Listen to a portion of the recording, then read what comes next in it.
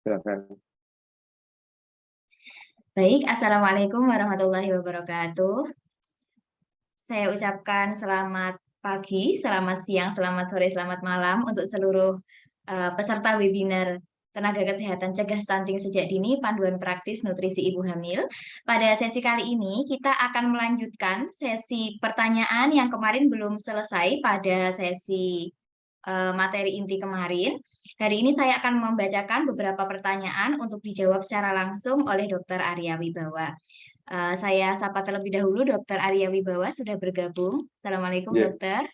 Waalaikumsalam warahmatullahi wabarakatuh. Monggo. Oke, baik saya mulai langsung ya dokter untuk pertanyaan yang kemarin belum sempat terjawab. Yang pertama di sini ada dari Ibu Megawati Wijaya dari DKI. Ini izin bertanya. Ada kasus seorang wanita yang anak pertamanya itu mengalami stunting dokter. Kemudian saat ini sedang hamil anak yang kedua. Apabila gizinya itu dipenuhi sebelum kehamilan, selama kehamilan hingga 100 hari pos melahirkan, apakah tetap ada risiko stunting pada anak dari ibu tersebut atau bagaimana dokter? Eh, Bentar. Aku kok nggak dapet gambarku ya?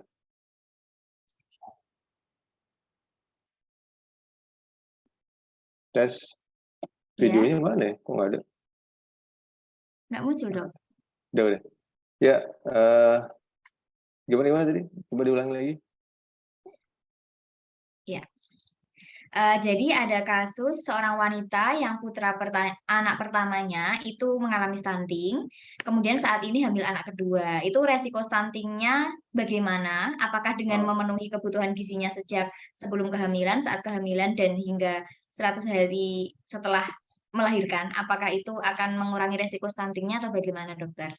ya, terima kasih pertanyaannya. Jadi, anak pertama stunting, apakah anak berikutnya bisa stunting? Itu sebetulnya pertanyaannya bagus, tetapi tidak bisa dijawab langsung, kecuali kita harus tahu dulu penyebabnya apa. Karena stunting ada banyak penyebab. Yang paling sering memang berhubungan dengan nutrisi. Jadi malnutrisi itu yang paling sering. Tetapi ada juga stunting yang penyebabnya adalah hormonal, itu permasalahan dari hormonalnya, misalnya growth factor yang tidak baik. Kemudian ada juga stunting yang disebabkan oleh kelainan anomali. Kalau penyebabnya kelainan anomali atau penyebab kelainan anomali itu paling jarang berulang. Paling jarang berulang.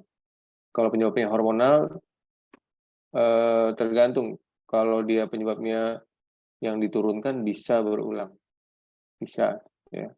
Nah, satu lagi kalau penyebab malnutrisi, nah ini juga besar apa namanya variasinya karena eh, kan kita nggak tahu apa si ibu itu di pas lagi hamil nutrisinya seperti apa. Kalau kondisinya sama nih ngomongnya sama, hamil yang dulu sama yang sekarang sama, makannya jelek. Kemudian bayinya lahir juga tetap makannya jelek, sampai anaknya disusui, dilaktasi, dan diberikan nutrisi juga jelek. Ada kasus-kasus seperti itu, misalnya pada kasus di daerah yang eh, sangat parah kondisi kesediaan makanan, malnutrisi yang kronis, yang lama. Contohnya di Afrika ya. Nah itu dia bisa berulang jelas. Tetapi kalau misalnya eh, anak pertama udah stunting, terus diketahui penyebabnya adalah masalah makan di ibunya, kan makanan di ibunya itu sangat berpengaruh pada saat kehamilan dan menyusui ya, itu sangat berpengaruh. Nah itu harus diperbaiki, sebelum hamil sudah diperbaiki dan dijaga selama hamil dan menyusui, insya Allah tidak berulang lagi kalau itu penyebabnya. Jadi seperti itu. Memang ada beberapa yang berulang karena kondisi ya terpaksa mau nggak mau seperti itu. Tapi mudah-mudahan kalau di sebagian besar daerah Indonesia enggak sih, kalau bagian itu masih bisa ditolong ya. Asal tahu. Yang jadi masalah kalau nggak tahu dan kemudian nggak ada yang kasih tahu terus-terusan, ya hamil berikutnya sama kondisinya, kondisi status nutrisinya, ya berulang lagi bisa. Ya, tapi kalau itu diperbaiki, insya Allah enggak. gitu ya. Silakan. Oke. Baik, berarti resiko stunting itu tetap bisa dikurangi ya dokter dengan Iya, manajemen nutrisi yang baik sejak sebelum iya, kehamilan. ya, Oke. karena itu paling banyak ya, penyebabnya paling sering terjadi ya. Oke. Oke, baik. Selanjutnya ini ada yang bertanya mengenai kehamilan gemeli atau kehamilan kembar, Hmm, dokter. Ini hmm, belum sempat kita bahas ya kemarin. hmm. Nah, untuk kehamilan gemeli ini, apakah resiko stuntingnya itu lebih besar? Kemudian, bagaimana manajemen nutrisinya, dokter? Apakah terus dikali dua atau bagaimana? Karena bayinya dua. Hmm, hmm. Kemudian, untuk gizi yang seimbang yang mudah didapatkan itu seperti apa gitu? Monggo, dokter. Eh, nggak usah ya ini bagus ya untuk gemeli, sebetulnya tidak perlu dipikirkan bahwa mesti dikali dua gitu seperti hamil yang biasa. Cuma secara teori memang kalau kebutuhannya banyak maka dia harus diberikan lebih banyak. Nah, seberapa banyaknya tubuh ibu punya kapasitas, nggak bisa makannya lebih banyak 2 kali lipat daripada yang biasa, nggak gitu. Ya, cukup kita menggunakan, kalau kemarin kita lihat patokan-patokan yang di 5J ya, yang kita lihat itu salah satunya adalah kenaikan berat badan. Ya, jadi misalnya kalau kenaikan badannya sesuai dengan yang direkomendasikan, itu jumlah kalorinya sudah cukup. Apakah janinnya cukup? Janinnya insya Allah cukup karena terjaga dari jumlah kalori ya, yang dibuktikan dengan kenaikan badan. Nanti dengan sendirinya kalau dia membutuhkan kalori lebih karena kebutuhannya lebih besar, karena gemeli, ibu akan lebih cepat lapar. Maka dia akan lebih mau nggak mau pasti nggak makan dan berat badannya tetap akan bertambah. Nah, itu dari segi kalori. Dari segi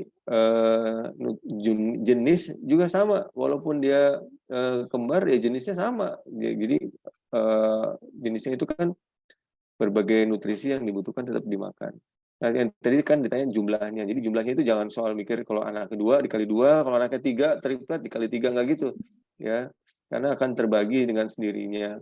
Justru kalau kita eh, terlalu berlebihan, bayinya malah dua-duanya terlalu besar, tanda kutip terlalu besar, itu malah terjadi ekstensi rahim yang berlebihan, malah bayinya lebih cepat lahir atau preterm pada gemeli. Kita justru biarkan dia berat badannya meningkat dua-duanya, tidak berlebihan, sehingga rahim bayinya masih bisa mengalami adaptasi perlahan-lahan supaya nggak terlalu cepat lahir justru gitu. Terus apakah dia akan menjadi resiko lebih besar terjadinya stunting? Sebetulnya enggak ya, sama aja sih kalau dibandingkan dengan yang biasa. Tetapi di gemeli memang ada beberapa kelainan-kelainan yang berhubungan dengan gangguan pertumbuhan ya. Biasanya berhubungan dengan vaskulernya. Jadi kalau vaskulernya itu pembagiannya tidak merata, atau disebut twin transfusion syndrome atau disproportion placenta syndrome. Jadi pembagian plasentanya itu nggak sama. Maka kita akan bisa lihat plasentanya yang satu kecil, yang satu besar, atau lokasinya berbeda, itu akan membuat bayinya satu lebih besar, lebih kecil atau besar. Memang nggak bisa milih. Misalnya saya mau bayi kembar, implantasinya kedua plasentanya atau lokasinya semuanya di korpus, nggak bisa. Terkadang kadang-kadang dapatnya satu di korpus, implantasi plasentanya vaskulernya banyak, satu lagi dapatnya plasentanya di daerah bawah, SBU ke bawah yang vaskulernya sedikit. Maka yang dapat vaskuler sedikit tentu saja dapat aliran darahnya lebih sedikit dan nutrisinya jadi lebih sedikit. Jadi dia kecil jika dibandingkan dengan bayi yang satu. Tapi umumnya bukan permanen. Ya, jadi dia akan membaik karena kalau di awal-awal baik dia tidak menjadi stunting. Hanya gangguan pertumbuhan janin saja yang bisa recovery setelah permasalahan dalam kandungan selesai. Setelah dia lahir, diperbaiki nutrisinya, biasanya baik. Nah, itu pada kasus-kasus yang gemeli umumnya begitu sih. Kecuali kalau satu lagi kelainan ya. Nah, kalau satu lagi kelainan memang terkadang secara genetik berbeda. Bisa, saya pernah dapat tuh satu bayi, satu kelainan, satu normal. Ya tentu saja yang kelainan pasti kecil atau stunting. Tapi itu jarang, jarang. Ya. Baik, saya rasa itu ya jawabannya. Udah terjawab belum ya? Iya, sudah dokter. Udah ya. Baik. Ya, Loh, tadi kalau gemeli berarti intinya adalah kalau dari jumlahnya itu yang menyesuaikan dengan kenaikan berat badan ya, ibunya itu nggih, Dokter. ya. Kemudian jenis makanannya tetap harus bermacam-macam seperti pada 5J yang kita pelajari kemarin. Kemudian ini selanjutnya, nah ini kalau tadi kehamilannya gemeli, sekarang IMT-nya, Dokter. Apakah kebutuhan ibu hamil dengan IMT yang berbeda itu akan berbeda? Tuh gitu. Gitu aja Dokter pertanyaannya ini. Oh iya, ya. Jadi kebutuhan janin itu sama. Ya, tergantung ini dalam kondisi normal ya. Dalam kondisi Oke. normal kebutuhan janin sama. Tetapi manajemen atau pengelolaan dari nutrisinya itu berbeda antara ibu yang indeks massa tubuhnya rendah, normal, atau yang obesitas. Nah, itu yang berbeda. Jadi makanya nggak boleh disamakan cara makannya yang indeks massa tubuhnya rendah dengan yang normal atau dengan yang obesitas. Itu berbeda. Pengelolaannya beda, tetapi kebutuhan janinnya sama. Kemudian ada lagi pada kasus yang obesitas terutama, nah itu juga ada risiko, yaitu risikonya adalah karena lemak itu merupakan suatu sumber oksidasi atau sumber apa namanya terjadinya inflamasi, maka itu bisa menimbulkan salah pada pertumbuhan janin. Jadi bayinya kecil karena inflamasi di plasenta. Nah itu pengelolaannya sedikit berbeda. Makanya kita nggak boleh berlebih-lebih dalam kasus yang obesitas. Tapi kalau ditanya kebutuhan janinnya dalam kondisi normal, kebutuhan janinnya sama. Yang beda pengelolaannya gitu. Kalau yang underweight, untuk bisa memenuhi kebutuhan janin yang sama dengan yang normal, maka ibunya harus mengejar ketinggalannya dari yang tidak normal atau kecil menjadi normal dulu, atau meningkatkan secara perlahan seperti yang saya jelaskan sebelumnya ya pada 5J. Ya, saya rasa itu. Makasih. Anissa udah selesai? Udah bisa jawab belum nih? Sudah Dokter. Belum. Oke, kemudian nah ini berkaitan dengan obesitas, Dokter. Tadi kan kalau obesitas kan beresiko bayinya kecil karena ada inflamasi karena lemak itu tadi, Dokter. Nah, Mhm. ini ada yang bertanya, memang ibu hamil ini dengan obesitas, kemudian sudah ada riwayat IUGR pada anak pertama. Lah ini Mhm. untuk Mhm. anak keduanya ini bagaimana, Dokter, manajemennya biar nggak IUGR lagi? Nah, tadi udah gitu ya, jadi gini, lihat pasien obesitas, kemarin aku udah kasih lihat ya, itu nggak boleh disamaratakan. Ada obesitas, badannya besar, tapi komposisinya normal. Ini mohon Hmm. maaf kali ya, mungkin biasanya untuk orang-orang yang duitnya banyak gitu ya, jadi senangnya makan gitu ya, tapi makannya teratur karena dia tahu pengetahuannya besar, pengetahuan mengenai apa namanya makanan itu baik, jadi dia makannya banyak tapi komposisinya baik. Ya besar juga betul, tetapi kita nggak begitu khawatir.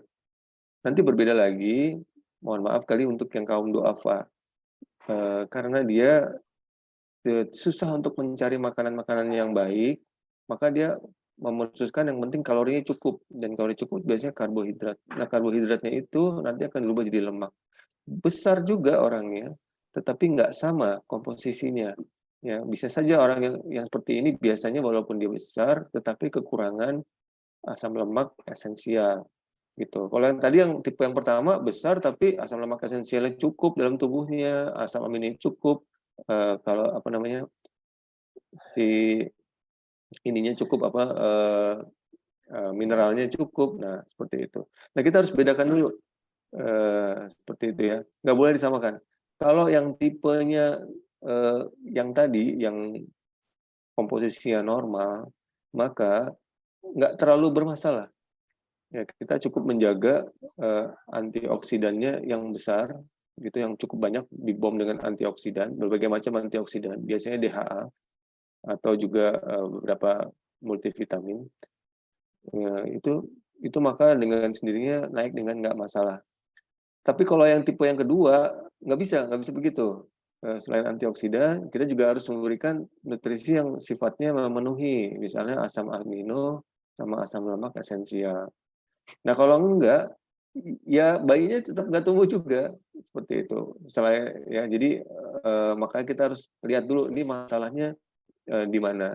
Nanti ada lagi tipenya, dia gemuk tetapi gara-gara dia DM atau, diabetes mellitus gestasional atau bahkan DM tipe 2, jadi sebelum hamil sudah DM dulu. Nah ini beda lagi, mirip-mirip dengan yang pertama, mirip-mirip dengan yang kasus yang banyakkan karbohidratnya. Nah, itu pengelolaannya nanti beda lagi. Itu harus diperbaiki, metabolisme gula darahnya selain harus memenuhi kebutuhan asam lemak, asam amino, antioksidannya juga, kemudian juga mineral dan vitaminnya. Jadi itu, untuk bisa memberikan output atau outcome yang paling baik, kita nggak boleh kebiah-uyah disamaratakan. Lihat-lihat kasusnya. Nah, sebagai pengelola misalnya ibu bidan atau dokter, harus sedikit bertanya atau sedikit trik gitu ya, ada triknya bagaimana mengetahui nih sebetulnya dia masalahnya di mana ya gitu. Pada kasusku yang pernah dapet, ini dia datang dengan kondisi hamilnya udah 125 kilo pada saat dia datang. Tapi begitu diperiksa dia nggak ada DM dan dia memang, bukan tipe pemakan karbo, dia pemakan segala. Jadi selain karbo, lauk pauknya juga banyak gitu. Nah ini saya nggak terlalu masalah, eee, apa dong namanya, effort-nya untuk mengelola cukup dikelola dia tidak berlebihan berat badannya, naiknya mungkin kira-kira 0,5 kilo per bulan, kemudian dikasih antioksidan yang tinggi, dosis tinggi maksudnya. Nah itulah kira-kira, gambarannya untuk yang kasus-kasus obesitas. Nanti kalau yang model yang kaum duafa nih, mohon maaf kali saya sebut-sebut kaum duafa, itu benar-benar, inflamasinya besar. Dari awal langsung, plasentanya sudah apa namanya, waktu dia membentuk plasenta, kapasitas plasentanya sudah rendah. Sehingga, memang nggak bisa mengalirkan makanan yang, sesuai dengan yang normal. Memang mau dikasih apa juga tetap aja, karena di awalnya sudah salah dan kemungkinan datang ke kita dalam kondisi dia sudah melewati trimester pertama, nah itu sudah agak susah. Ya, yang paling bisa dikerjakan adalah berusaha untuk supaya dia nggak makin buruk.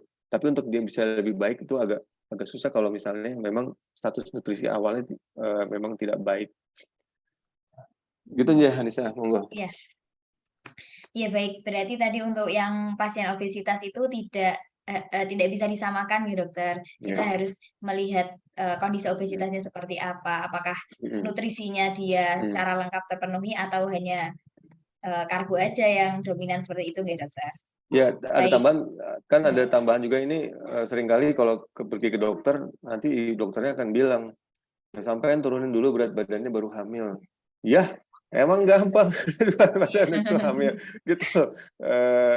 Nah, maunya begitu ya, idealnya seperti itu. Jadi sebelum hamil diturunkan berat badan. Tetapi kalau dia tidak bisa menurunkan berat badan, minimal dia jaga komposisi tubuhnya atau komposisi nutrisi dalam tubuhnya ideal, gitu ya. Jadi walaupun besar, tapi semuanya ada gitu. Nah itu nggak masalah atau lumayan. Tapi kalau dia menurunkan berat badan itu butuh waktu, bisa berbulan-bulan bahkan bisa bertahun-tahun baru bisa mendapat ideal. Iya keburu apa dong?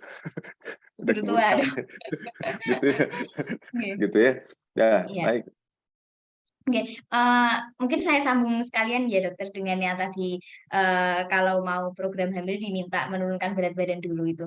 Sebenarnya dokter, dengan, biasanya advies untuk menurunkan berat badan sebelum hamil itu hubungannya apa nih dokter dengan kehamilan? Apakah memang dengan kondisi obesitas itu akan, berpengaruh terhadap fertilitas atau, hubungannya dengan nutrisi janinnya atau seperti apa dokter? Bisa dua-duanya. Mmm, Bisa dua-duanya. Jadi satu memang untuk secara infertilitas kadang-kadang kalau dia berhubungan dengan polycystic ovarium atau PCO memang tidak mudah. Maka idealnya untuk menurunkan berat badan itu salah satu cara yang disarankan ini kalau untuk infertilitas. Nah, kalau untuk nutrisi tentu saja iya, sangat berhubungan. Tadi kan udah dijelasin, tetapi, lihat-lihat karena, beda-beda permasalahan, bukan cuma soal berat kan, ada komposisi gitu ya, seperti itu. iya, oke. Ya. Oke, baik, Insya Allah sudah terjawab tadi dokter. Ini saya berlanjut ke pertanyaan selanjutnya. Ini sebenarnya juga sudah ada di buku, tapi saya bacakan saja pertanyaannya. Ini mengenai ibu-ibu hamil yang punya paham vegetarian atau Ya, makanannya itu ya. vegan aja dokter. Nah ini bagaimana asuhan nutrisinya? Apakah memang protein protein hewani itu harus suatu keharusan atau pada yang berpaham vegetarian itu bisa ada manajemennya gitu dokter? Ya harus dijawab ya, di buku udah saya jawab sih. Lihat dulu nih paham vegannya asli, benar-benar, atau ikut-ikutan, atau terpaksa, gitu ya. Kalau terpaksa ya sudah. Ya, contohnya di negara tertentu yang memang kesediaan dari makannya atau dia tidak bisa mengambil makanan yang protein hewani, ya maka ya sudah lah. Jadi seperti itu tetap harus diberikan. Jadi nggak, kalau dikasih makan yang nutrisi yang dari bahan hewani nggak masalah. Tetapi ada yang ngikut-ngikut gitu. Kalau ngikut-ngikut ya agak susah. Yang benar tuh yang asli vegan, memahami benar bagaimana nutrisi vegan itu nggak masalah sama sekali. Kenapa? Kita tidak berpikir soal asal proteinnya hewani atau nabati, tetapi yang diutamakan adalah isinya. Maka saya akan bilang yang dipakai adalah asam amino esensial dan asam lemak esensial. Nah, itu sebetulnya kalau kita mau murah ada di hewani. Tetapi kalau mau hanya mengambil dari nabati bisa juga, cuma agak mahal. Contohnya kalau ngomong kacang almond, kacang mete, nah itu kan sebetulnya isinya bagus, tapi mahal seperti itu. Kalau apa namanya pasien tersebut kebetulan penganut yang benar-benar itu nggak ada masalah. Tetap tinggal lihat kalau dari segi kalori, kalorinya sama ya, kenaikan berat badannya tetap. Nah kalau dari segi jenis, walaupun dia tidak menggunakan protein dari atau bahan-bahan berasal dari hewani, asal dia menggunakan nabati yang genah. Ya, paling sering tuh yang banyak tuh kan kacang-kacangan, dan itu semakin banyak semakin baik. Boleh, termasuk kedelai.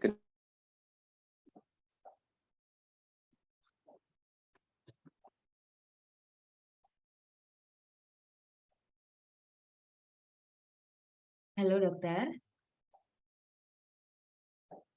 sepertinya ada masalah di soundnya ya.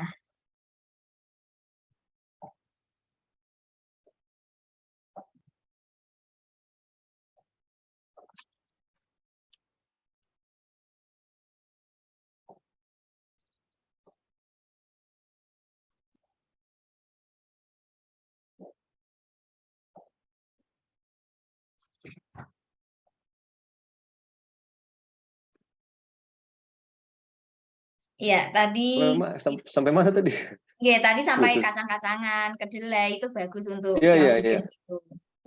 Jadi di buku aku tuh udah ada tuh, kemarin juga saya presentasiin ada makanan-makanan pengganti. Nggak apa-apa, Ya. boleh, nggak ada masalah gitu. Tapi tetap menggunakan patokan itu ya, berat badan harus naik sesuai jenisnya. Kemudian kalau bisa setiap makan berganti ya.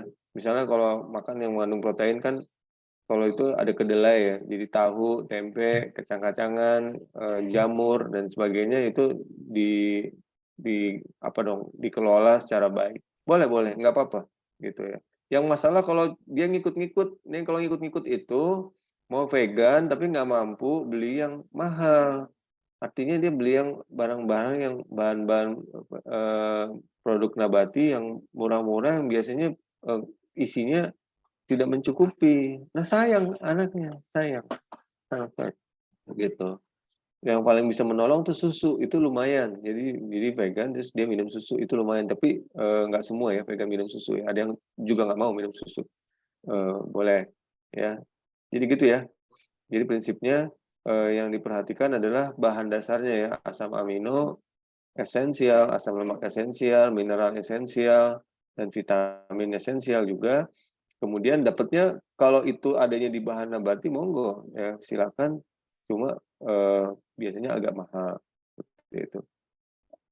Ya. Oke, Dah. baik dokter. Ya, tadi sudah terjawab ya tentang vegan, vegetarian, nggak ada masalah. Yang penting nutrisinya tetap terpenuhi. Eh, Protein hewani bisa digantikan dengan kacang-kacangan yang mungkin harganya lebih mahal Hmm. seperti itu, ya, dokter. Nah, selanjutnya ini ada pertanyaan lagi mengenai apakah kekurangan nutrisi pada ibu hamil ini ada hubungannya dengan kejadian alergi pada anaknya, dokter.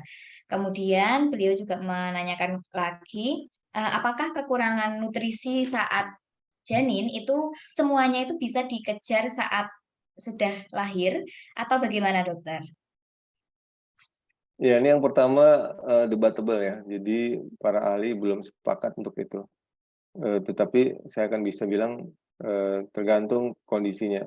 Jadi alergi pada anak atau itu ada yang mengatakan akibat sesuatu kondisi yang diturunkan, gitu ya. Oke. Tinggal nanti stimulusnya ada apa enggak. Nah, stimulusnya itu bisa macam-macam. Kalau dalam kandungan bisa dalam kondisi tertentu distimulasi dengan kurangnya mineral tertentu, misalnya selenium atau zinc, bisa ya. Tetapi belum bisa dibuktikan secara apa dong namanya, penelitiannya belum banyak lah seperti itu. Kemudian kalau misalnya ditanya apakah dia melulu karena nutrisi, enggak juga. Hampir semua disebabkan oleh kondisi-kondisi yang sifatnya multifaktorial ya, jadi nggak satu ya. Jadi misalnya ada faktor yang diturunkan ditambah kurang nutrisi bisa gitu. Tapi kalau hanya kurang nutrisi saja tidak ada faktor yang menunjang lagi, misalnya nggak ada secara genetik nggak diturunkan nggak bisa gitu. Oke. Jadi itu kalau ngomongnya alergi. Tadi yang kedua mengenai apa? Yang kedua, Eh, apakah semua kekurangan nutrisi saat janin itu bisa oh iya ya. dikejar saat sudah lahir?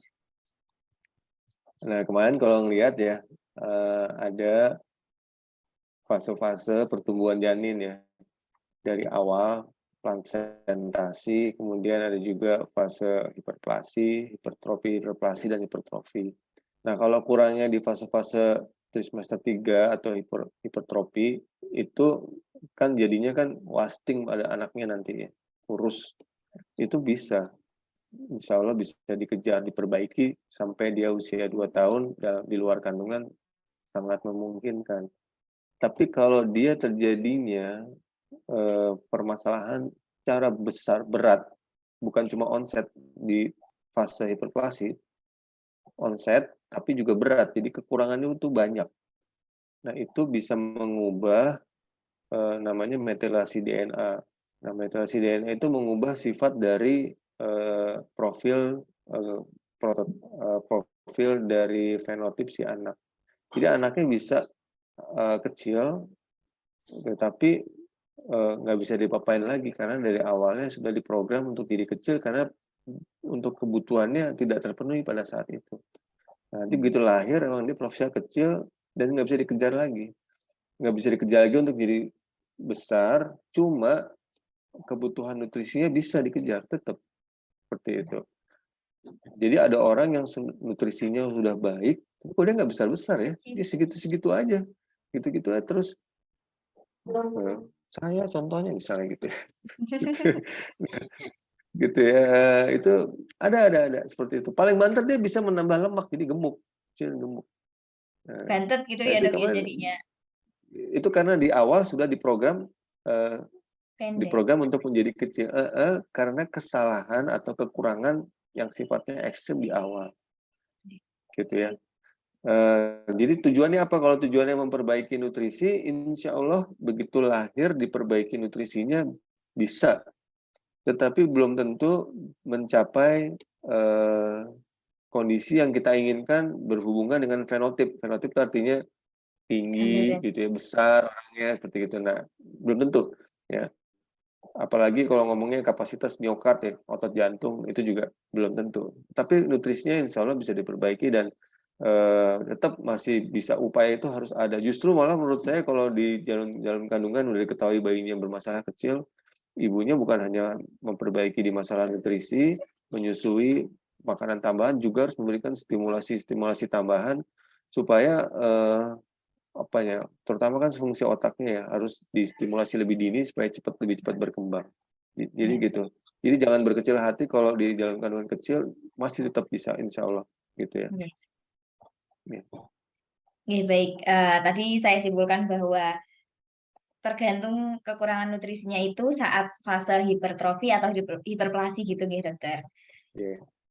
Nggih, nggih, selanjutnya ini pertanyaan mengenai ini ada yang konsul, Dokter, apabila, di sini menemui pasien yang pada trimester ketiga mungkin awal trimester ketiga ini berat janinnya sudah lebih dari 2,5 kilo. Ini Oh, besar. bagaimana, Dokter, nutrisinya gitu? Jadi ini ceritanya bayi besar ya.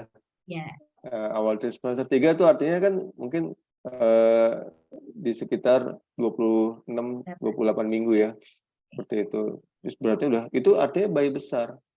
Nah, bayi besar itu harus dilihat dengan dua kemungkinan. Nomor satu, variasi biologis atau ada gangguan metabolisme. Nah, paling sering memang gangguan metabolisme itu adalah ibunya kencing manis yang tidak terdeteksi.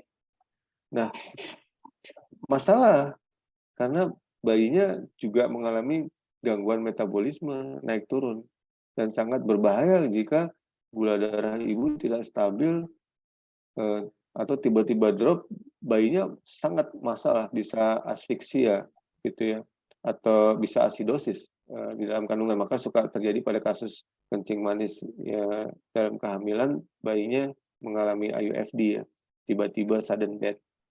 Nah, itu biasanya karena nggak tahu kalau ibunya DM gitu.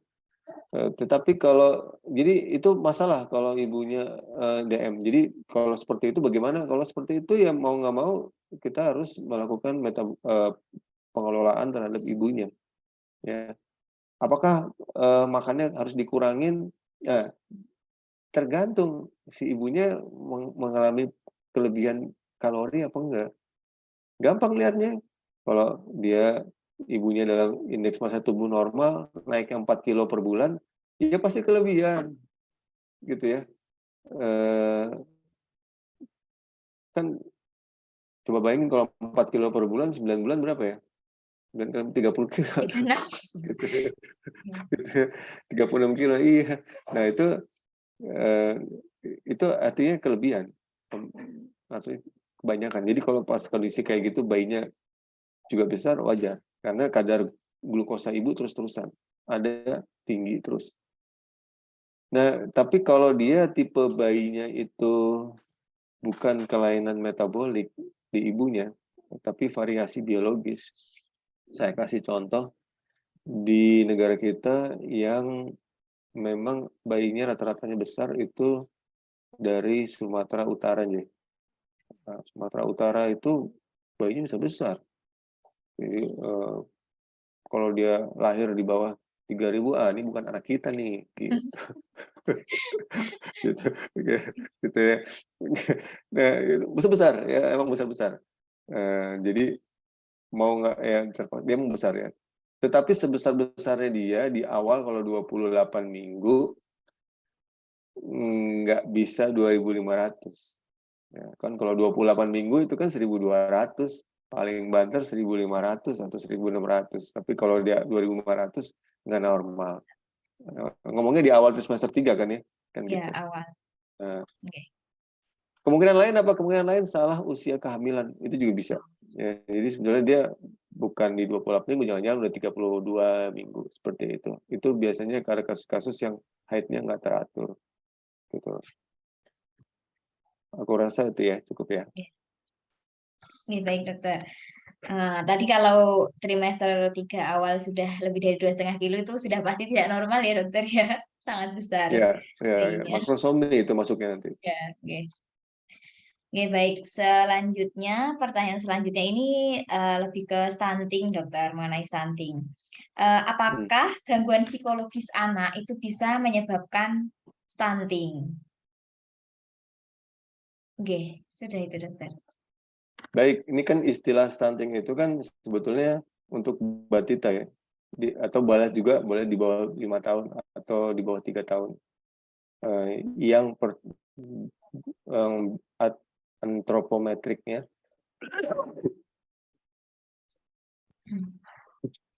Antropometriknya di bawah standar 2 standar deviasi.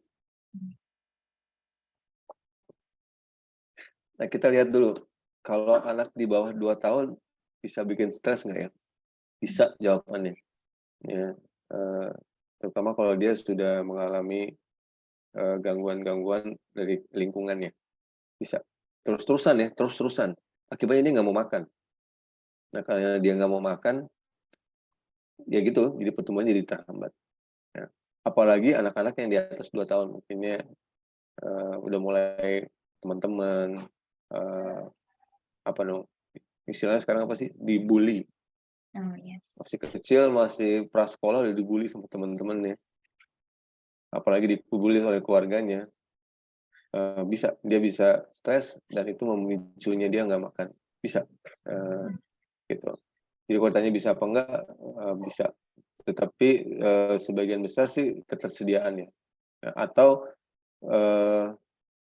orang tuanya nggak punya trik. Gitu. Kan anak kan biasa ya, nggak mau makan. Gitu. Kalau anak yang normal nggak mau makan, ibunya bilang, ya udah deh, juga dia lapar. Nanti baru dia makan. Tapi ada juga yang dia nggak mau makan, ibunya ya udah deh, kalau dipaksa makan dia malah nangis, terus-terusan seperti itu. Gimana kecil, itu artinya triknya kurang trik ya. Gitu. Nggak boleh. Ada aturan pertumbuhan anak yang normal yang sudah dikeluarkan oleh WHO. Dari kita juga di Indonesia juga ada dari oleh Kemenkes. Nah, itu dipakai. Jangan biarkan anak di persentil 10 lebih dari 1 bulan. Jadi kalau dari persentil 10 1 bulan, udah harus melakukan sesuatu. Kalau udah lebih dari itu, bisa-bisa nanti dia nggak kembali ke normal, dia malah semakin turun. Harus segera. Ya, yang ideal malah 2 minggu. Tapi kan jarang orang ukur 2 minggu ya. Biasanya sebulan, kontrol sebulan, atau kadang-kadang malah ada yang 3 bulan atau 6 bulan. Nah, begitu saat kontrol sesegera mungkin itu tidak menemui pertambahan yang normal, maka harus segera mengkonsultasikan untuk mencari tahu penyebabnya apa. Termasuk tadi penyebab psikologis itu. Gitu ya. Baik. Ya, baik. Jadi tetap ada kemungkinan gangguan psikologis itu menyebabkan stunting pada anak, ya, dokter.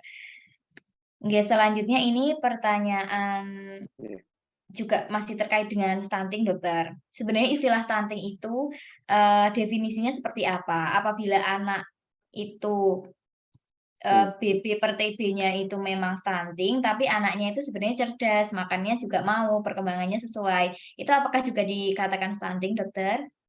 Nah, kalau BB per TB, berat badan per tinggi badan, itu masuknya wasting. Iya. Bukan stunting. Wasting. Ya. Ya. Jadi itu indeksnya dipakai untuk wasting itu kurus artinya. Gitu ya. Sedangkan kalau stunting itu berat, tinggi. Oh, Tinggi atau panjang. Tinggi badan atau panjang. Tinggi badannya. Jadi kalau tinggi badannya atau panjang badannya, kalau masih bayi kan ukurnya panjang ya. Itu kurang dari 2 standar deviasi, ya, atau boleh juga dibilang kurang dari persentil 10, ada yang juga bilang kurang dari persentil 5, maka kita akan masukkan dia dalam kategori stunting. Kalau itu terus-menerus terjadi. Ini stunting nih, gitu. Tinggal dicari penyebabnya apa. Macam-macam. Gitu. Nah, tapi kalau wasting lain, itu tinggi berat badan bagi tinggi badan. Jadi ada indeksnya. Nah, kalau orang makannya udah banyak tapi berat badannya tinggi, perbandingannya masih nggak sesuai, boleh kita lihat jangan-jangan memang ada gangguan metabolisme, ya, misalnya hipertiroid atau mungkin malah hipotiroid, bisa dua-duanya. Nah, itu mesti dicek seperti itu. Kalau semuanya normal, nggak apa-apa. Itu artinya jangan-jangan sudah terjadi fetal programming di awal. Gitu. beta programming di awal, sehingga memang dirancang kapasitas ototnya ya segitu-segitu aja, nggak bisa lebih tebal. Gimana sih? Ya. Gimana tadi? Saya udah Tadi sampai ini dok, jangan-jangan sudah fetal oh ya, programming. seperti itu. Bisa tuh, bisa. Atau tadi hipotiroid itu juga bisa. Ada yang seperti itu. Jadi orangnya emang metabolismenya cepat, jadi makan kayak apa juga dia cepat hilang gitu ya, pakai kayak gitu. Tapi kalau anak-anak ini tergantung anaknya banyak diem atau banyak banyak petakilan ya. Kalau petakilan wajar lah, nggak gemuk-gemuk gitu. Tapi kalau dia banyak diam, sedentari, nggak gemuk-gemuk, hati-hati. Itu harus dikonsultasikan ya. Oke. Ini dokter, tadi kan juga bertanya mengenai kecerdasan juga. Apakah istilah stunting itu selalu didefinisikan penurunan tingkat kecerdasan pada anak atau tidak?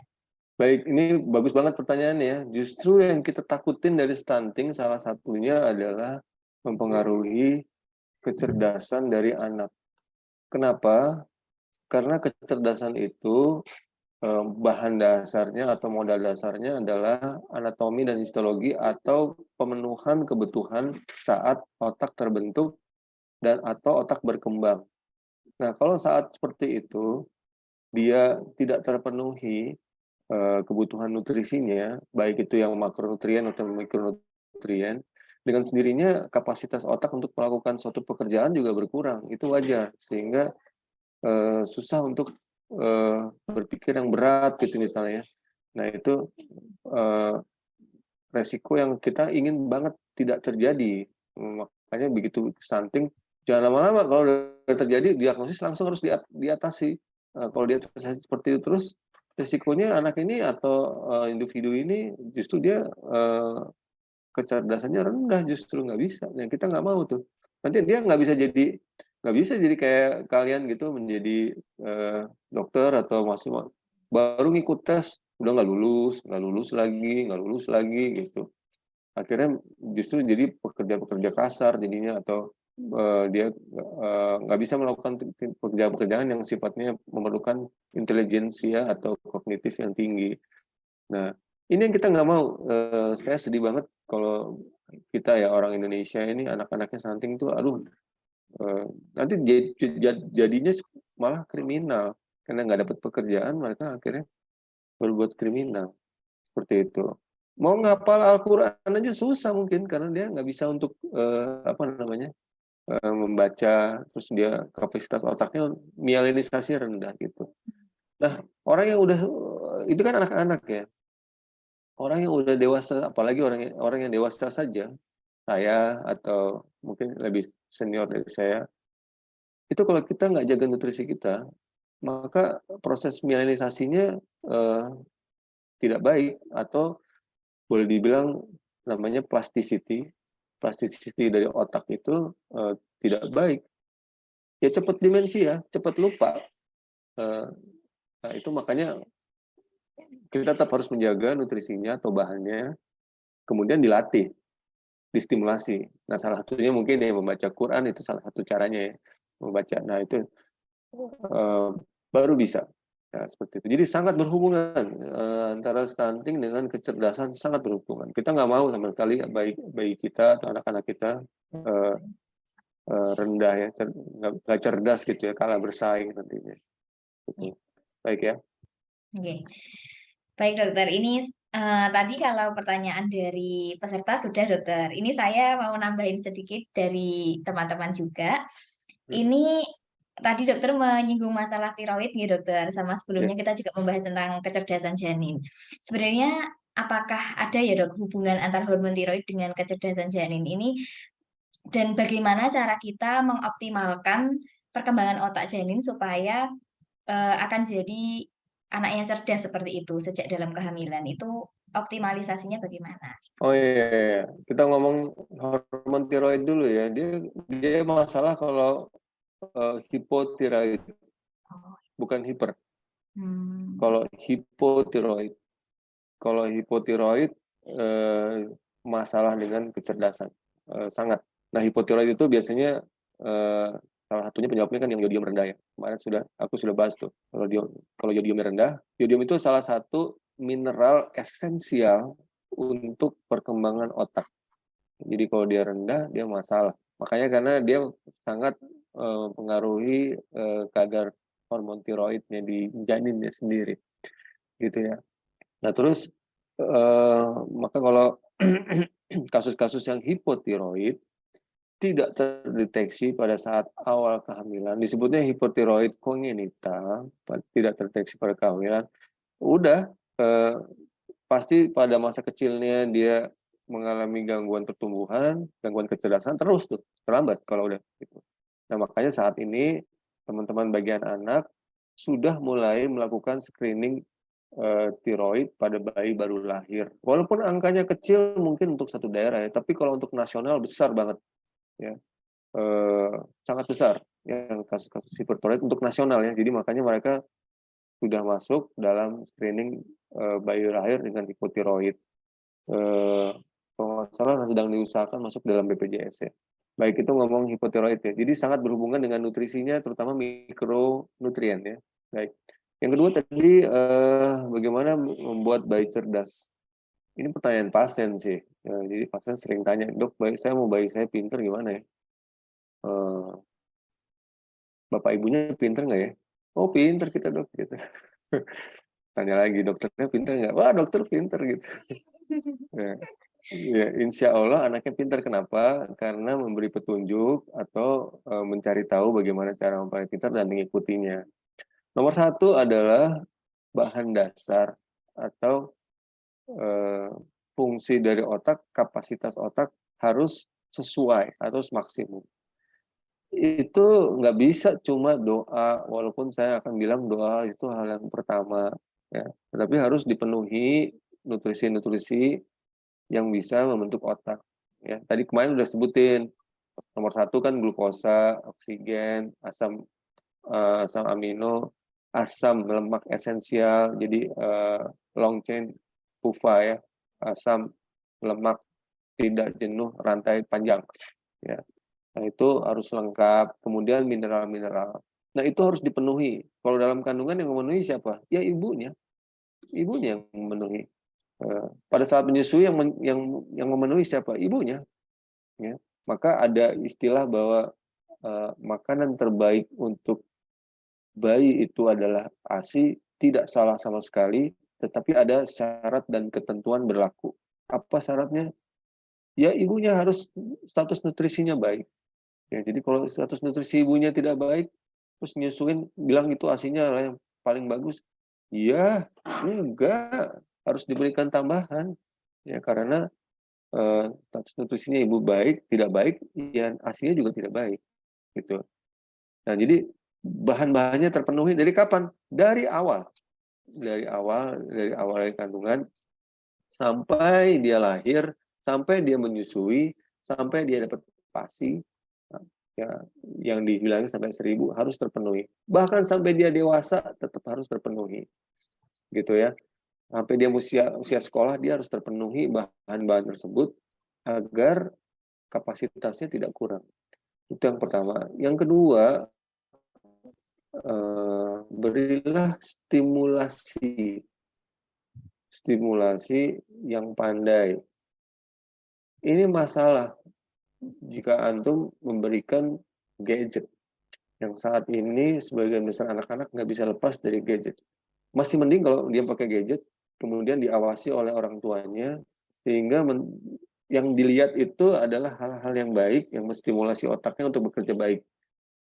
Tetapi kalau enggak, bukan hanya masalah kecerdasan, tapi masalah mental atau masalah tingkah laku akan terpengaruhi. Seperti itu.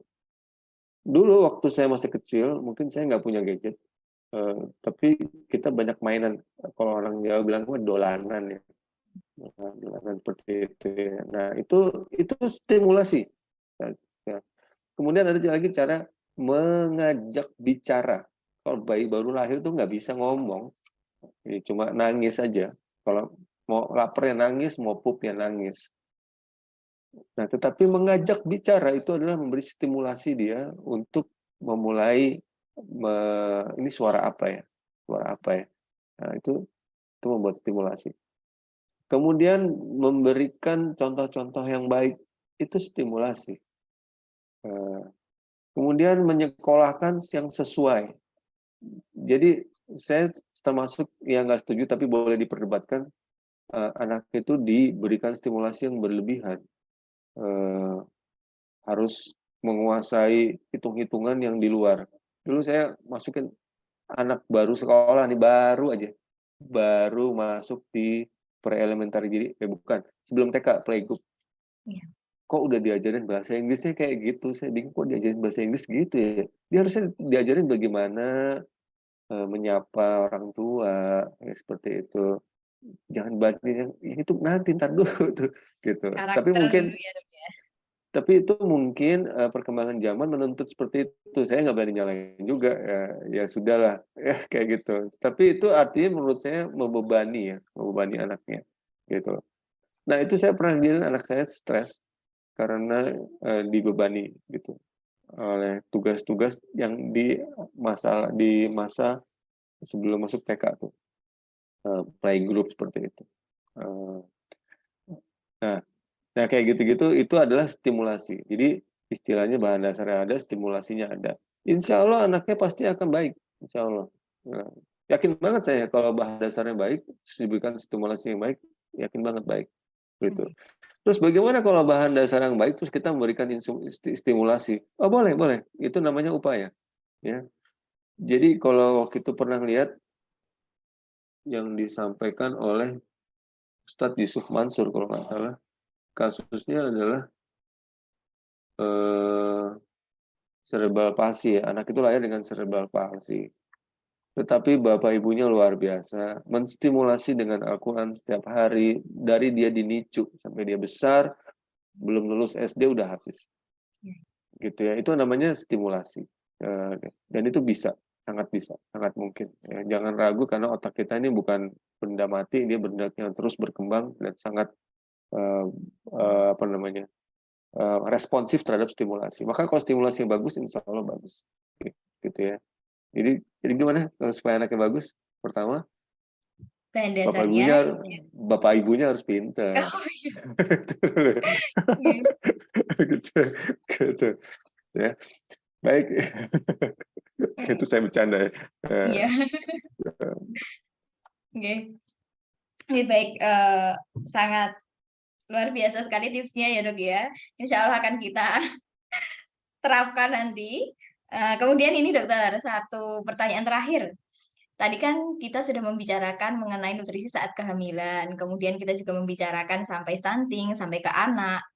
Nah, yang belum terbahas, Dokter, Hmm, ini adalah bagaimana tipsnya untuk persiapan kehamilan, Dokter? Apa ya. yang bisa kita lakukan? Mungkin seperti itu, Dok. Ya itu di Indonesia belum banyak ya yang disebut eh, preconception consultation atau prekonsepsi, persiapan prekonsepsi ya. Nah itu ada banyak, sebetulnya mau dibahas sangat besar ya, termasuk mencari pasangan ya. Nah itu termasuk gitu ya. Contoh ya, ya orang yang sudah mengalami atau menderita, bukan menderita deh, dalam dirinya terdapat talasemia beta minor gitu. Terus saya mau nanti anak saya nggak ada talasemianya. Ya pilih yang paling bagus, jangan cari pasangan yang ada talasemia beta minor. Itu ya, itu salah satu. Jadi makanya itu secara agama juga sudah disarankan kalau mencari pasangan seperti itu, yang cari yang baik ya, yang akhlaknya baik, nomor satu. Yang kedua tentu saja yang sifatnya medis. Jadi saya mohon maaf kali ada kasus si ibunya atau suaminya saking cintanya bersedia menikahi pasangannya yang HIV positif. Ini kalau secara dramatis memang oh oke lah kita akan bilang secara gitu. Tetapi secara medis lah kok aneh gitu. Effortnya besar gitu ya. Karena kita menikah bukan cuma sekali, saat itu juga, ntar untuk waktunya agak lama ya, seperti itu. Jadi yang kedua, yang ketiga adalah, tentu saja dari segi medis. Nah, dari segi medis tadi, bisa dilihat penyakit-penyakit, yang kedua soal nutrisi. Nah, untuk yang nutrisi ini, itu salah satu menurut saya yang nggak perlu effort besar. Cukup memperbaiki cara pola makan kita sebelum kita hamil. Terutama untuk yang emak-emak lagi, calon ibu, calon emak deh, calon ibu, ya. Paling gampang melihat, indeks massa tubuh, ya. Agak masalah kalau dia modelnya sangat rendah atau jaim gitu. Saya nggak boleh naik dikit nih, kalau naik dikit nggak dilirik, ya salah tuh, masalah tuh, gitu. Nah, jadi status nutrisi, karena modalnya hanya, nggak perlu ke dokter, jadi dia cuma memperbaiki dengan pengetahuan umum saja, terus melihat cara makan, termasuk nutrisi 5 aja bisa dipakai untuk status, prekonsepsi yang perbaiki. Apalagi, itu ya, jadi pilih-pilih suami atau pilih-pilih pasangan, lihat status nutrisi dan lihat status penyakit, hindari. Tapi kalau nggak bisa, harus terima konsekuensinya, seperti itu. Baik, udah ya, lagi. Oh ya, satu lagi, kalau mau bikin nikahan ya, itu biayanya banyak ya? Banyak, puluhan juta bikin akad nikah, resepsi. Nah, sekarang kalau mau punya anak, mau nggak ngeluarin duit segitu? Ya, itu sebagai perbandingan ya, karena nikahan atau resepsi cuma satu, itu kan seremonial. Sedangkan kalau kau bikin anak, itu investasi yang panjang, Nah, jadi itu kalau mau adil, harusnya mengeluarkan biaya untuk persiapan punya anak itu nggak masalah besar, kalau dia nikahnya berani besar gitu ya. Oke, ini jadi kemana-mana nih. Iya. Ngomongin satu. Oke, baik. Alhamdulillah sudah terjawab semua pertanyaan baik Baik, dari peserta maupun dari panitia sendiri nih tadi sekalian bertanya. mau nikah Semoga kamu ya? Atau siapa nih panitia, ada yang mau nikah ini? ya, kemudian, ini sepertinya kita tutup dulu nih Dokter, sesi pertanyaan pada hari ini. Mungkin nanti akan ada webinar selanjutnya, nanti kita bisa membahas lebih lengkap nih Dokter di sesi-sesi selanjutnya. Ya, boleh. Oke, Kalau saya simpulkan dari apa yang disampaikan dokter tadi selama tanya jawab bahwa nutrisi ibu hamil itu akan berbeda-beda kebutuhannya tergantung dengan indeks massa tubuh, kemudian kondisi ibu obesitas atau tidak, ada penyakit penyerta atau tidak, kemudian dengan bayi yang kembar gemeli, maka sebenarnya kebutuhan nutrisi ibunya itu sama saja, nanti akan otomatis membagi sendiri ke janinnya seperti itu. Kemudian, untuk, yang vegan, kemudian tidak konsumsi protein hewani masih bisa digantikan dengan protein nabati asalkan, mau memenuhi kebutuhannya dengan lebih effort, yaitu lebih mahal, mungkin dengan kacang-kacangan yang lebih mahal, seperti itu. Kemudian juga, untuk mempersiapkan generasi yang cerdas, generasi yang, eee, berkualitas ya, tadi harus ada bahan dasar untuk pembentukan sel-sel syaraf otak, kemudian juga harus ada stimulasi, seperti itu. Nah, mungkin itu saja sedikit yang dapat saya simpulkan. Saya tutup sesi kali ini ya, Dokter, dengan ya, membaca doa kafaratul majelis, subhanakallahumma wa bihamdika, asyhadu an la ilaha illa anta, astaghfiruka wa atubu ilaik. Saya tutup sesi ini dengan wassalamualaikum warahmatullahi wabarakatuh. Waalaikumsalam warahmatullahi wabarakatuh. Saya pamit ya. Ya, Dokter.